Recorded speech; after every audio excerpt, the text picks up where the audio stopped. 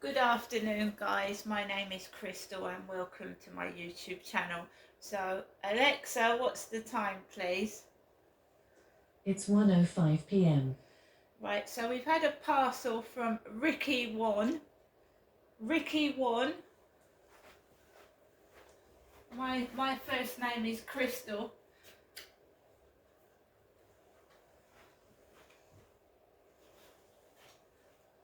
So my birth name was Genestra, and I changed it to Crystal in 2009.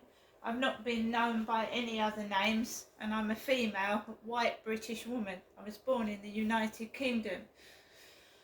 So Ricky One sent me this, which is a portable blender, which I'm going to get some strawberries later on, and a little bit of milk. It's a small one, and it's handy if you just want a cup of a smoothie or some juice made from fresh fruit and vegetables on the go.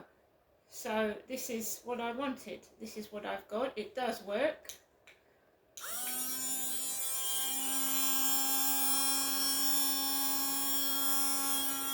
Yeah, it works.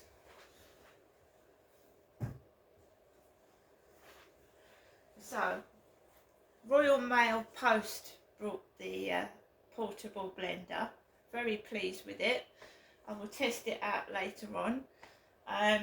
Hopefully I'll be able to eat a pancake. I'm not feeling 100%. I haven't been feeling well for a week, on and off. It just comes and goes. The doctor has not rung back.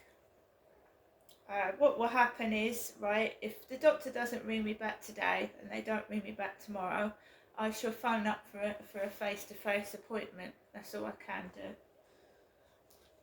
I first of all went to the doctors with pain in my feet. I was told it was a sprained foot. It isn't a sprained foot. This is food related. This is why I'm not eating takeaways anymore. I don't know what's been in them. I mean, all the fat and the carbohydrates, I don't want it anymore. It's probably fucked up my body, all the shit takeaways I've been eating. So we're going to flush that out, guys. So the buzzer went just now. It was the eBay guy. So we've got this little cube parcel. This is Every. And this is my green colour whistling kettle. So we're going to open this.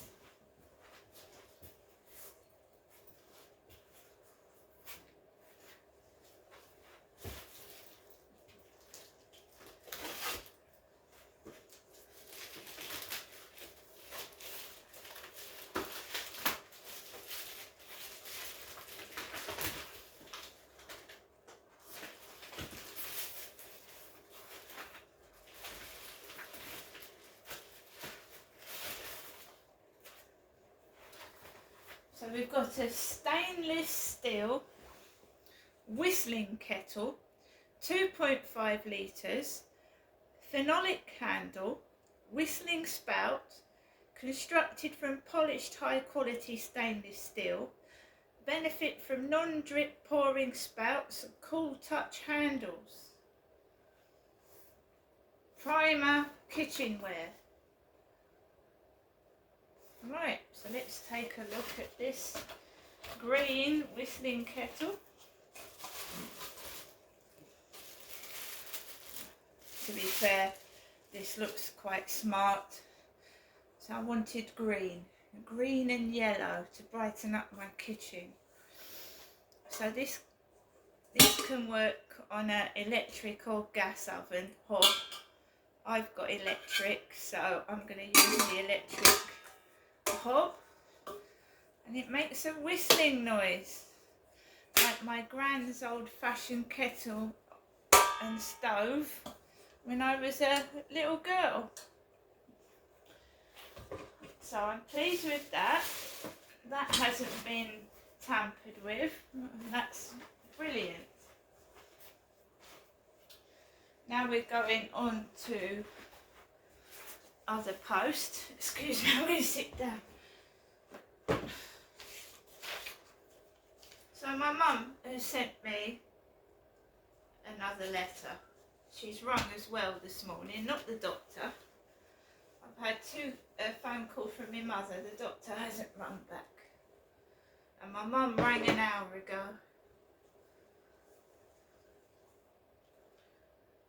So my mum has put Crystal and Genestra on the envelope, and she's put what looks like 333 on the back, and we've got 2 stamps with the Queen's head on.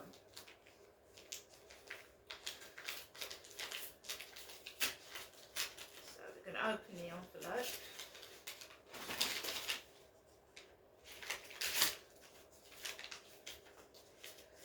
My mum's put some money in there, and I was talking about a £5 note, wasn't I? So my mum's put a £5 note in there so that I can put that away for saving £5 on a Friday. I think I'm a bit psychic.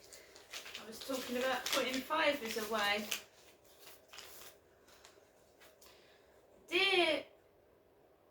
Dear Crystal, just a letter, a short one, letting you know that I'm thinking of you. And she's enclosed the money. I do hope that you have a good weekend and hope to see you one day next week. I also...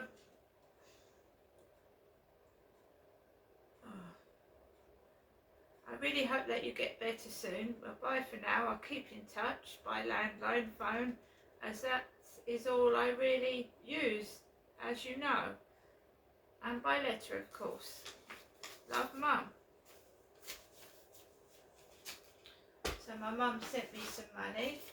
We've got Tesco Club card. Your statement is here. And I've got £7 worth of vouchers, which I can use in store, online, for Tesco fuel. I don't drive, so I won't be using it for Tesco fuel. So I'll probably use that to redeem some money off my online shopping. Right. We've also had a letter from Kelly Tolhurst MP. My MP is Kelly Tolhurst. We can make our streets safer in Rochester and Strood, and you can help make it happen.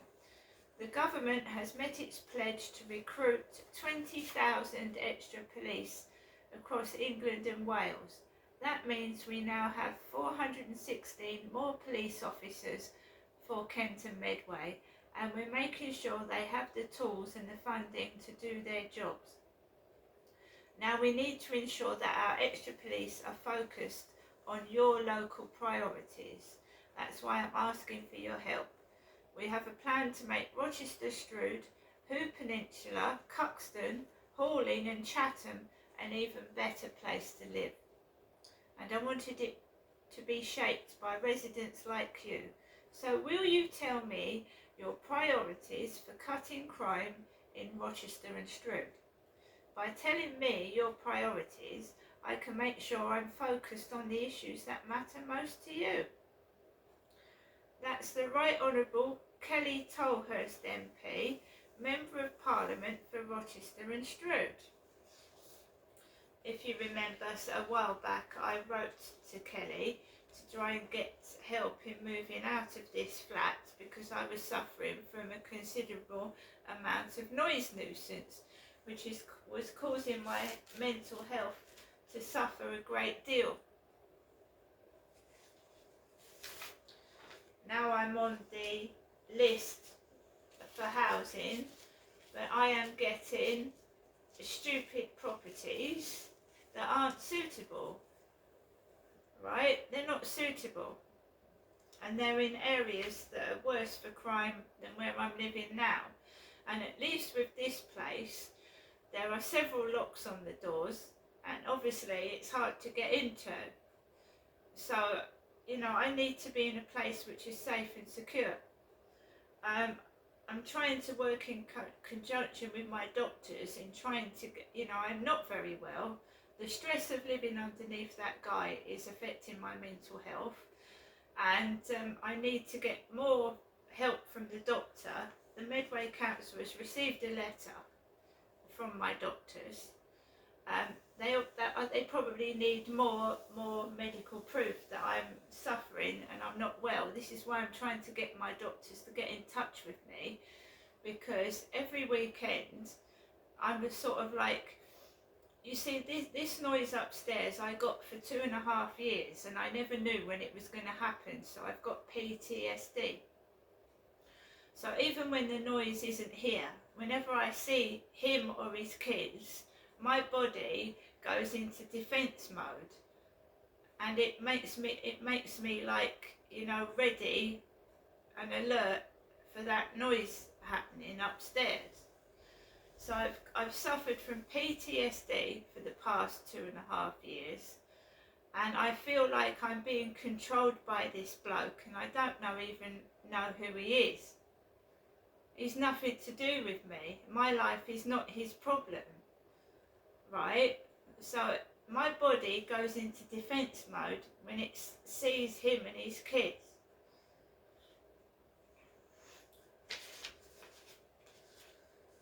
So I've got this is why I want a face-to-face appointment with the doctor. Now I saw a physiotherapist. They sent me to a physiotherapist for a foot problem, which I think is food related. Maybe some food is upsetting my tummy or something, because, you know, gout, which I thought the foot problem was because it was in both feet, right, reacts to some acid in the food that's being digested. Certain foods give off acids and they can make you feel ill. And I've been eating these horrible takeaways, which I'm trying to stop. And my body's got to adjust to it, living without these takeaways.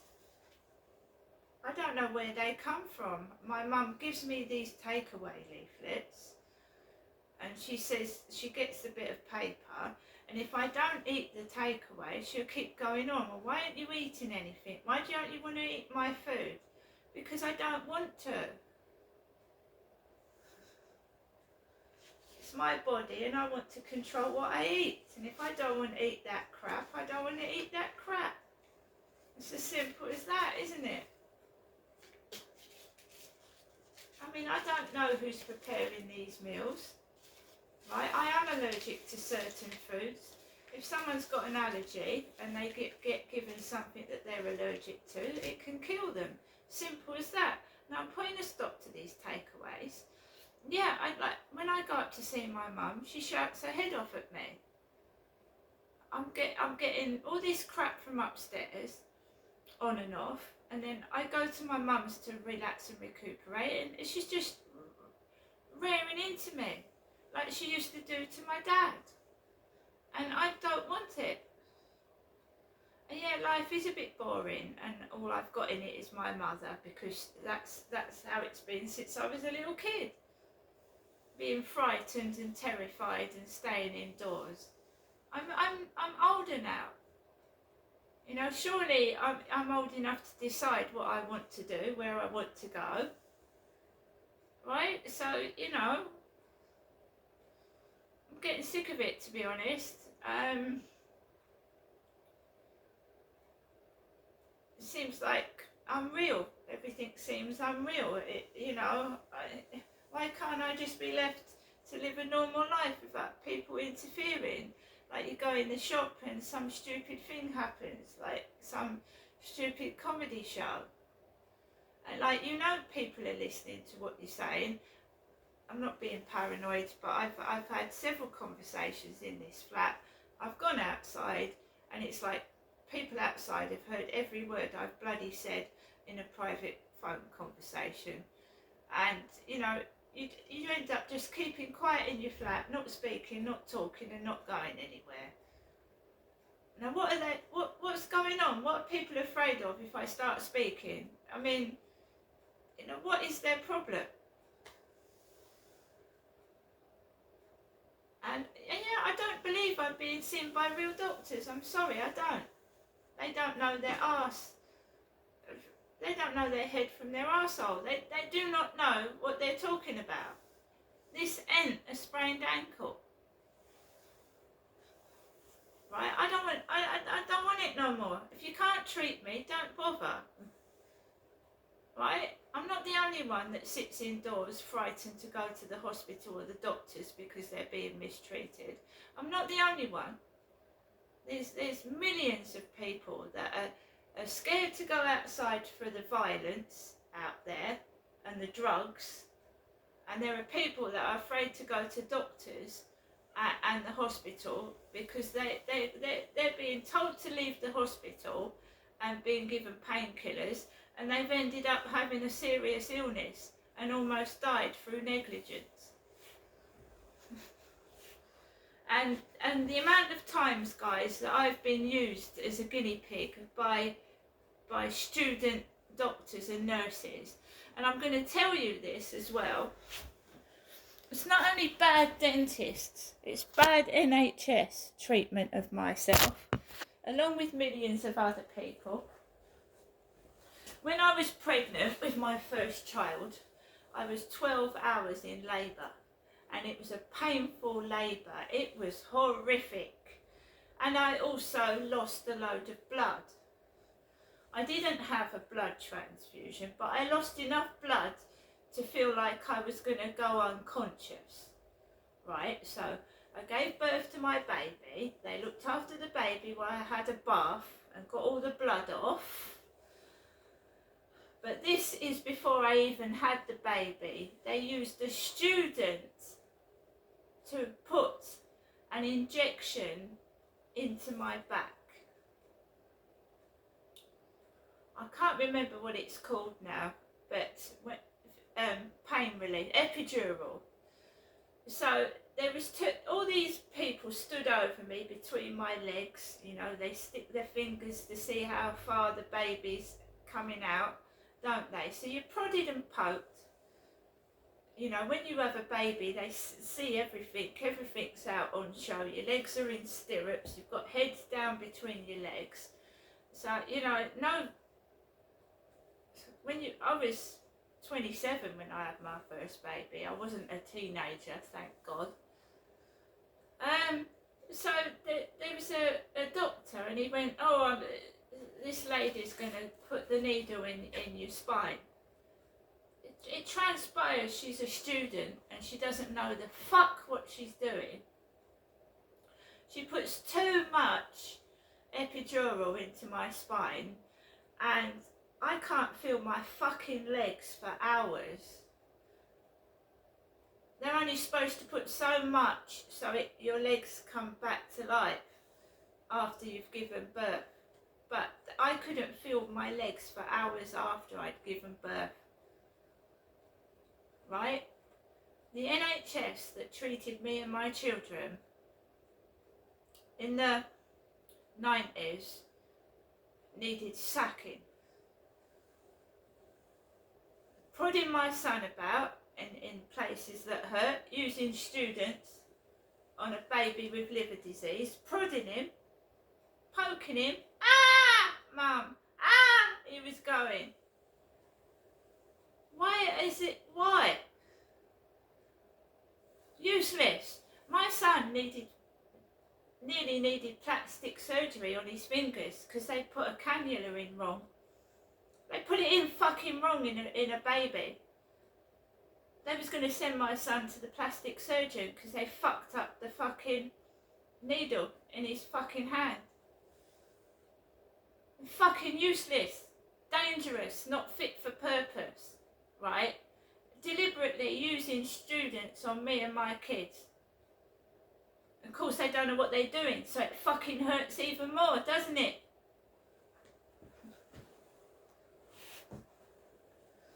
I've got to the age where I don't give a fuck anymore. Poke, prod, and fuck off. You can't make this country safe because the police don't fucking give a shit. You're going to get more coppers. I ain't seen one. There's no police patrolling down here. People go in and out of that co-op thieving when they feel like it. I've been into Chatham Sound Centre. They're thieving left, right and centre. They're just stealing out of the shops without paying for nothing.